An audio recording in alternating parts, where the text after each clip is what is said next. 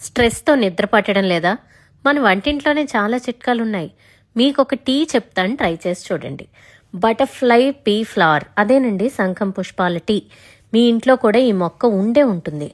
శివుడికి ఇష్టం అంటారు. ఆరోగ్యాన్ని భక్తితో జోడించింది సనాతన ధర్మం. ఈ టీ తాగడం వల్ల చాలా లాభాలుంటాయి.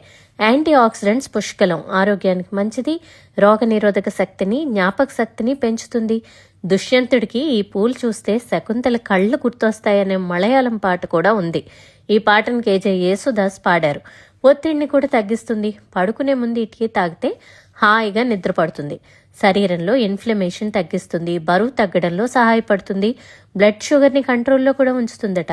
మెరిసే చర్మం కోసం, జుట్టు రాలకుండా ఉండటం కోసం హెల్ప్ చేస్తుంది. కొన్ని నిమ్మ చుక్కలు వేస్తే వంకాయ రంగులోకి మారుతుంది. ఈ టీలో కాస్త తేనె కలుపుకుని తాగొచ్చు. ఫ్రైడ్ రైస్ కూడా చేస్తారు. వేడిగా లేదా ఐస్ వేసుకుని కూడా తాగొచ్చు. ఇలాంటివన్నీ మా అమ్మ ఇంట్లో చేసేవారు. ఏదైనా మోడరేషన్లో తీసుకోండి.